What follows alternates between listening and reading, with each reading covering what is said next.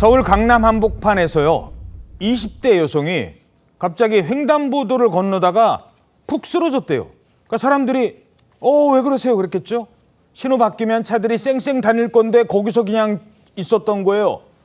정말 위험한 상황이 연출된 겁니다. 그래서 사람들이 가다가 길을 멈추고 이 여성을 둘러싸고 왜 그러세요? 괜찮으세요? 괜찮으세요? 물어봤어요. 그리고 여기 사람 있어요. 신고 좀 해주세요.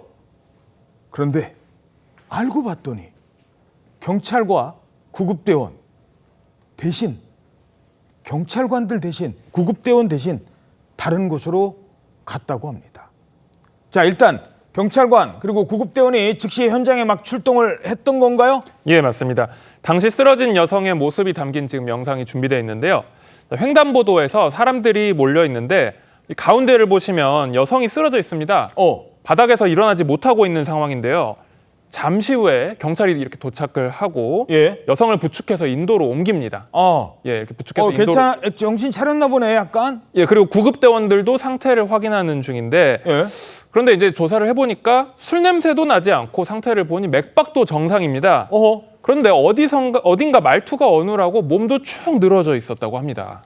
말투도 어눌하고 괜찮으세요? 아유, 나 괜찮. 이러는 거예요. 왜 이러지? 몸이 축 늘어져 있어요. 아니, 빨리 병원으로 데려가야 될 것 같은데? 병원으로 가야 되는데 병원으로 안 가고요. 경찰서로 갔다고 합니다. 경찰이요, 여성 가족한테 일단 연락을 하려고 가방 안을 봤는데 거기서 뭐가 나왔냐면요. 비닐봉투 2개와 빨대가 나왔다는 거예요. 빨대와 비닐봉투. 그리고 그 비닐봉투 안에 뭐가 들어있었냐. 뭔가 수상한 의문의 흰색 가루가 들어있었습니다.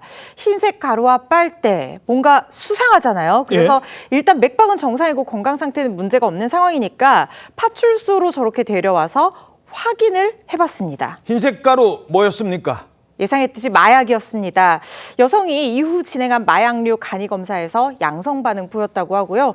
그러니까 사람 구하려다가 결국에는 마약 투약 사범을 검거를 하게 된 상황인데 지난 6월 초에 있었던 일입니다. 경찰이요, 이 여성이 마약을 투약한 뒤에 거리로 나와서 마약에 취한 상태에서 쓰러져 있었던 그런 상황으로 파악을 하고 있는 상황이고 또 마약류 관리법 위반 혐의로 검거를 하고 수사 중인 상황입니다. 지금 이 정도인 겁니다. 마약이 우리 주변에 이렇게까지 침투를 했어요. 아니, 살면서 우리가 마약한 사람 만날 일이 얼마나 있겠습니까? 그러니까 쓰러져 있는 사람을 봐도 저분이 마약해서 그렇다라고는 아무도 생각을 못한 거예요. 하지만 이 정도입니다. 마약에 중독되면 이제 길 가다가도 쓰러지는 사람이 생겨나고 있어요. 실제로 이 영상 정말 충격적입니다. 아직 우리나라는 이 정도까지는 아니에요.